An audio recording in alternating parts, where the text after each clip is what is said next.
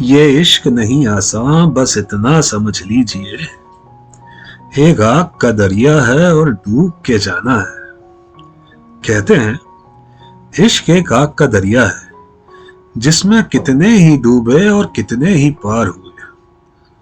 बस संयोग कुछ ऐसा है कि जितने लोग पार होते हैं उनकी संख्या डूबने वालों के मुकाबले काफी कम है।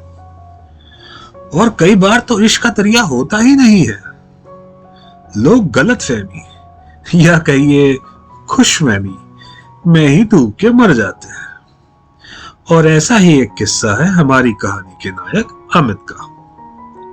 हमारे स्कूल और कॉलेजेस में जितनी भी अजीबोगरीब घटनाएं होती हैं, अगर उन्हें एक जगह इकट्ठा कर लिया जाए या लिख लिया जाए तो एंटरटेनमेंट का बहुत ही तगड़ा मसाला मिल सकता है, जिसे अगर कोई पढ़े या सुने तो हंसते हंसते ही दिन बीत जाए।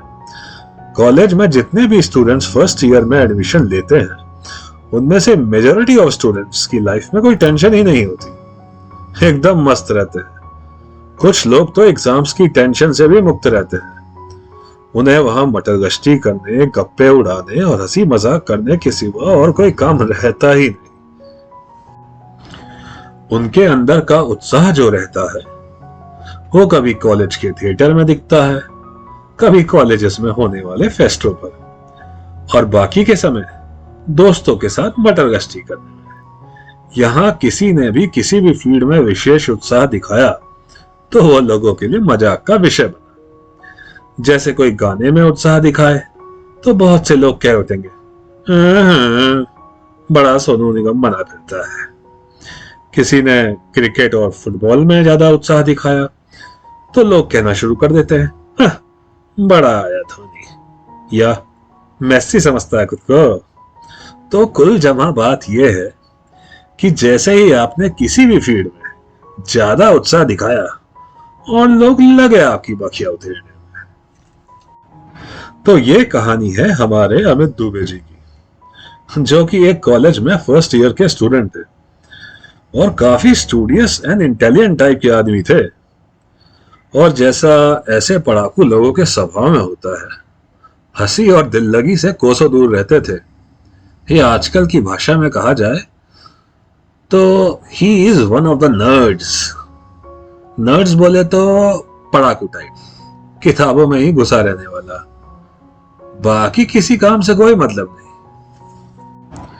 तो दुबे जी भी ऐसी ही शख्सियत के मालिक थे, अपनी विद्वता और ज्ञान के नशे में चूर रहने वाले, बाकी सब बातों से दूर। किसका किसके साथ अफेयर चल रहा है, कौन नए फैशन फॉलो कर रहा है, कौन कौन सी नई फिल्में आने वाली हैं, पॉलिटिक्स में क्या चल रहा है, इन सब बातों से उन्हें कोई मतलब ही नहीं रहता था। और जो उन्हें ऐसी बातों में शामिल करना चाहते उन्हें वो अखंड मूर्ख समझते थे और बहुत ही हेय दृष्टि से देखते थे, मानो वो लोग उनके सामने चाय गम पानी हो। और एक अकेले वही इन मूर्खों में विद्वता की मशाल लिए आगे बढ़े जा रहे हैं। अब कॉलेज के उनके बाकी साथियों में ऐसा धैर्य का कि वो ऐसा शिकार देखें और निशाना भी ना मारे। आपस में कानाफूसी होने लगी कि ये साले दुबे को सही रास्ते में लाना चाहिए, बड़ा आइंस्टाइन और न्यूटन बना फिरता है, अपने आगे किसी को कुछ समझता ही नहीं, सभी को अकल से पैदल समझता है। इसकी ऐसी मट्टी पलीत करो कि इसकी सारी हकड़ निकल जाए। और कुछ ऐसा संयोग हुआ कि इसका अवसर भी उन्हें मिल ही गया। कुछ ही दिनों बाद उनकी ब्रांच में एक बहुत ही सुंदर लड़की ने एडमिशन लिया। लोग अपनी क्लासेस छोड़ छोड़ के दुबे जी की क्लासेस में आने लगे। सभी की आंखें उस चंद्रमुखी की ओर चकोर की तरह लगी रहती थी। सभी उससे दोस्ती करना चाहते थे, किंतु प्रकृति का जैसा नियम है, आचारशील हृदयों में जब प्रेम का जादू चलता है तो वारा न्यारा करके ही छोड़ता है। और लोग तो सिर्फ आंखें सेकने में ही मगन रहा करते, मगर हमारे दुबे जी तो कसम से प्यार में डूब ही गए। ऐसा डूबे हमारे दुबे जी कि बाहर निकाले ना निकले। अरे मजा ले किसी की। पर जैसा कि उनका इतिहास रहा था, कभी ये सब किया तो था नहीं। तो एकदम चौकन्ना रहते कि उनके दिल की बात का कोई तार ना जाए। जहां से भी ये भेद खुले तो उनकी तो शामत ही आ जाएगी। कितने ही अपने मित्रों को ऐसी बातों पे फटकार चुके थे और अब हिपोक्रेट कहलाने का उनका कोई मन नहीं था। मगर इश्क और मुश्क कभी छुप सकता है साहब। ताड़ने वाले ताड़ ही गए। यारों ने दुबे जी की मोहब्बत की निगाह पहचान ही ली। मुंह मांगी मुराद पाई। दो लोगों ने उनसे मित्रता बढ़ानी भी शुरू कर दी। वो थे करण और गौरव। धीरे धीरे उन्हें अपने सानिध्य में लेने लगे ताकि दुबे जी पर उनका विश्वास जम जाए और फिर ये लोग अपनी चाल चले।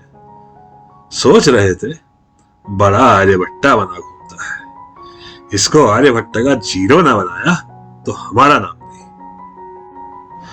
तो उन लोगों ने एक नए नंबर से दुबे जी को मैसेज भेजना शुरू किया, अंकिता के नाम से। उस लड़की का नाम अंकिता ही था जिसपे अपने दुबे जी दिल ही दिल में लट्टू हो चुके थे। तो मैसेज में लिखा गया, अमित, बहुत दिनों से सोच रही हूं कि तुमसे बात करूं, पर अभी तक तुमसे कोई फॉर्मल इंट्रोडक्शन ही नहीं हुआ, तो हिम्मत ना कर सकी, इसीलिए मैसेज कर रही हूं। तुम्हारा नंबर मुझे लाइब्रेरी के रजिस्टर में दिख गया तो नोट कर लिया, तो सोचा तुम्हें यहीं पे मैसेज कर दूं। यहाँ जितने भी और लड़के हैं सब के सब लफंगे और लंपट टाइप के हैं। घूरते तो ऐसे हैं जैसे लड़की देखी ही ना हो। सिर्फ तुम ही उन लोगों में से सबसे अलग हो, बस बुक्स में रहने वाले और इंटेलिजेंट।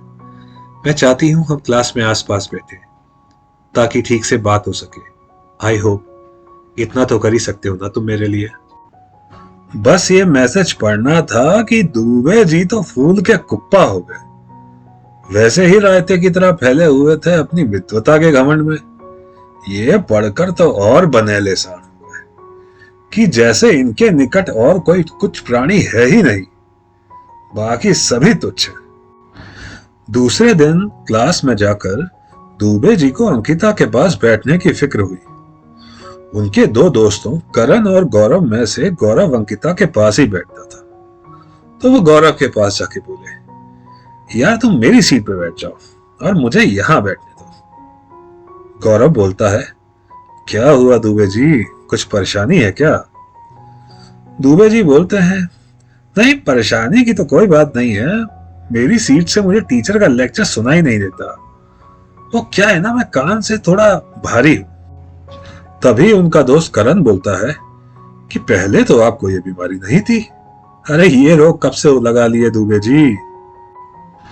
तो इसी बात पे गौरव भी बोलता है, और फिर टीचर तो यहां से और भी दूर हो जाएंगे, जो हल्का फुल्का सुनाई दे रहा है वो भी नहीं सुनाई देगा। इस पे अपने दुबे जी बोलते हैं, अरे दूर हो जाएंगे तो क्या, यहां अच्छा रहेगा। मुझे कभी कभी झपकियां आती हैं और डर लगा रहता है कि टीचर कहीं देख ना ले। गौरव बोलते हैं, अरे यार दुबे, तुझे तो सिर्फ झपकियां ही आती हैं, यहां तो यही घंटा सोने का है। इस पे उसका दोस्त करण बोलता है, क्या यार गौरव, अब दुबे बोल रहा है तो छोड़ना यार, दोस्त है अपना, चुपके से बैठ जाना उसकी सीट पे। गौरव, ठीक है भाई दुबे, तू कह रहा है तो जा रहा हूं, कोई और होता तो कभी नहीं उठता। करण फिल्म स्टाइल में बोलता है, अरे यार दोस्ती की है तो निभानी तो पड़ेगी ही ना। अब अपने दुबे जी धम्म से जाके उस जगह पे टिक गए। अंकिता भी कुछ देर में आकर बैठ गई और अब दुबे जी चुपके चुपके अंकिता की ओर ताकने लगे कि अब कुछ बात करेगी, अब करेगी। पर अंकिता तो लेक्चर सुनने में ही बिजी है, उसका तो अपने दुबे जी की तरफ बिल्कुल भी ध्यान नहीं है। उन्हें लगा शर्मा रही होगी, वो अपनी ही धुन में मस्त थे, सभी को उपेक्षा की दृष्टि से देख रहे थे, मानो कह रहे हो कि तुम्हारी किस्मत में ये सब कहा, मुझसे प्रतापी कौन होगा। खैर जैसे तैसे दुबे जी की इस खुशफहमी ने दिन तो बीत गया, पर शाम होते ही उन्हें बेचैनी होने लगी कि लड़की होगी अंकिता मैसेज कर सकती है तो मैं क्यों नहीं। तुरंत अपने दोस्त करण और गौरव के कमरे में गए और पूछने लगे, यार एक बात बताओ, अगर किसी लड़की को प्रपोज करना हो या अपनी फीलिंग शेयर करने हो तो क्या लिखा जाए मैसेज में? करण ने गौरव की ओर मुस्कुराते हुए देखकर दुबे जी से पूछा, अरे दुबे जी, ये किन चक्करों में फंस रहे हो आप? कौन लड़की? आपको तो किताबों से ही फुर्सत नहीं मिलती, ये किन चक्करों में फंस रहे हो आप? अब चलो ठीक है, जैसा भी है हम बताते हैं। अरे भैया, हमें बहुत एक्सपीरियंस है, कम समझ रहे हो क्या? दुबे यार, पहली बार लिख रहे हो तो डियर लिख सकते हैं, और जान पहचान हो चुकी है, इजहार लड़की की तरफ से पहले ही हो चुका है तो डार्लिंग भी लिख सकते हैं। दुबे बोलता है, अच्छा, और मैसेज के एंड में क्या लिखना होगा? तो करण इस पे बोला, अरे यार, हमें बता दो किसे लेटर लिखना है, तो हम ही पूरा लेटर ना लिख दें। दुबे बोलता है, नहीं यार, तू बस बता दे, बाकी मैं खुद लिख लूंगा। तो करण बोलता है, मैसेज के लास्ट में लिख सकते हैं तारीफ के रूप में, जैसे कि may God give you everlasting grace and beauty, या फिर may you remain happy in love and life. अब दुबे जी ये सब प्रेम का ज्ञान लेके अपने रूम में आए और खूब सजा सजा के मैसेज लिखा और फिर उसे सेंड कर दिया उसी नंबर पे जिससे मैसेज आया हुआ था। वो मैसेज पहुंचा सीधे गौरव के दूसरे नंबर पे, एंड करण ने, गौरव ने वो मैसेज पढ़ पढ़ के लोटपोट होते रहे और आगे का खेल कैसे खेला जाए ये सोचते रहे। फिर ये तय हुआ कि दुबे जी को तो कतई रैपर बना के भेजा जाए, कतई कार्टून लगेंगे। तो ये तय हुआ कि थोड़े पैसे तो लगेंगे पर मजा बहुत आएगा, कि इस घमंडी के उस रूप में देखने का मजा ही आ जाएगा कसम से। तो पैसे कलेक्ट किए गए और एक बड़ी सी ओवरसाइज टी शर्ट, एक एकदम चमकीली कैप और एकदम कतई खटिक टाइप की जीन्स जो जगह जगह से फटी हुई थी ली गई, और एक ब्लैक गूगल भी लिए गए। फिर अगले दिन उस मैसेज का क्या रिप्लाई करना है ये तय हुआ। दुबे जी के लिए अंकिता की तरफ से एक मैसेज टाइप हुआ, हाय अमित, तुम्हारा मैसेज मिला, बहुत खुशी हुई कि तुमने मेरी बात मानी एंड मेरी पास वाली सीट में बैठे। मैं कुछ कह तो नहीं सकी पर खुशी जरूर हुई। मैं बात तो करना चाह रही थी पर हिम्मत ही नहीं पड़ी। अमित, मैंने तुम्हारे लिए कुछ लिया है, उसे मैं लाइब्रेरी के कोने वाले टेबल में छोड़ जाऊंगी, तुम उसे प्लीज वहां से ले लेना और बताना कि कैसा लगा।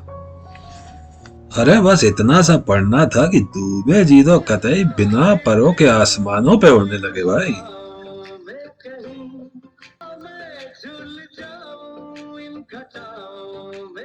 प्यार में इंसान क्या क्या ना करवाए, क्या क्या ना हो जाए, वही कम है।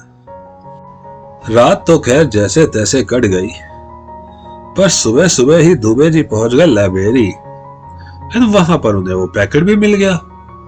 उस दिन दुबे जी क्लास नहीं गए, तुरंत लौट के हॉस्टल आए और पैकेट खोल के देखे तो वही oversize T shirt, goggles and वही फटी हुई जीन्स मिली। दुबे जी कभी ऐसे कपड़े पहने नहीं थे, सोचा अंकिता ने दिया है तो कुछ सोच समझ के ही दिया होगा, सोचा इतना तो मैं कर ही सकता हूं उसके लिए। तो पहन के देखने लगे। पतले दुबले से दुबे जी कतई हैंगर लग रहे थे उसमें, लेकिन फिर भी खुद को टॉम क्रूज से कम नहीं समझ रहे थे। क्लासेस खत्म होने पर जब बाकी के लोग हॉस्टल पहुंचे तो दुबे जी को और चने के झाड़ में चढ़ा दिया।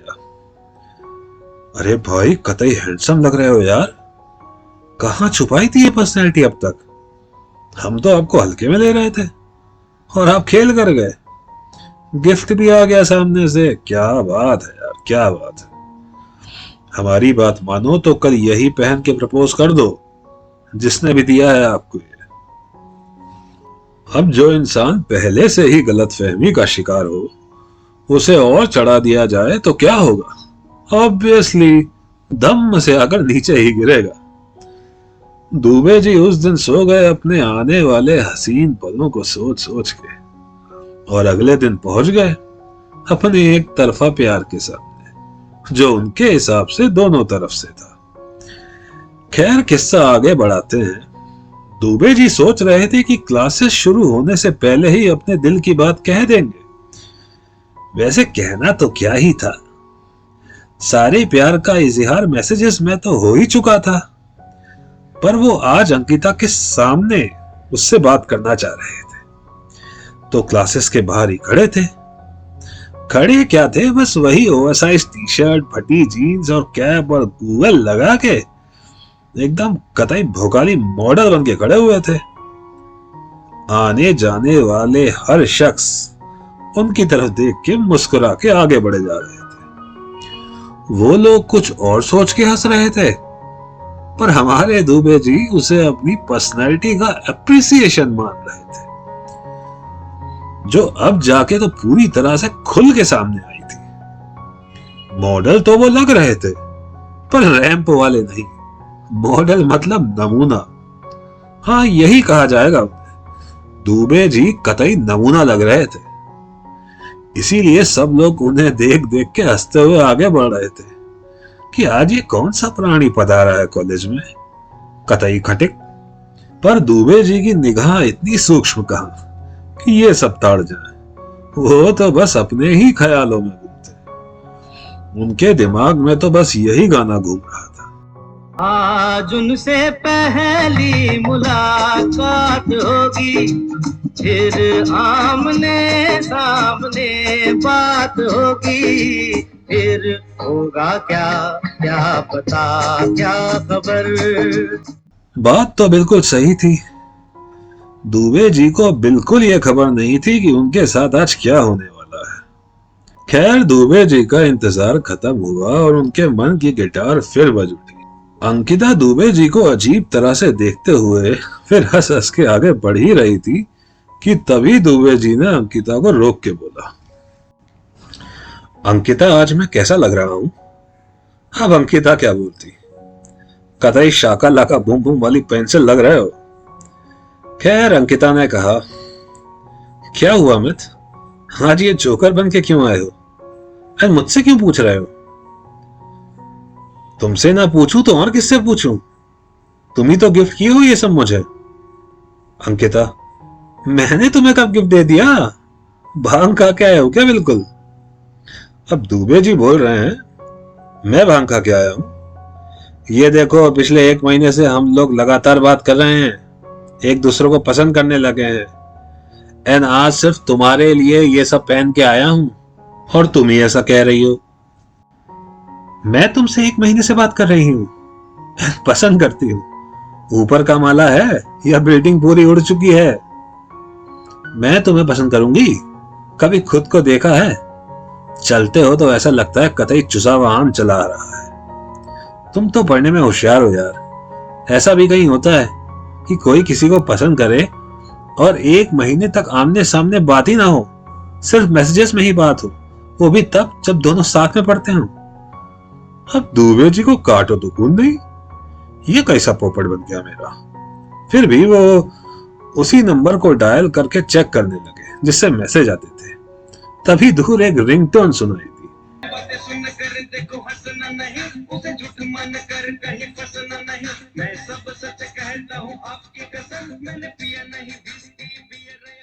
देखा तो थोड़ी दूर में गौरव एंड करण खड़े खीसे निपोड़ रहे थे।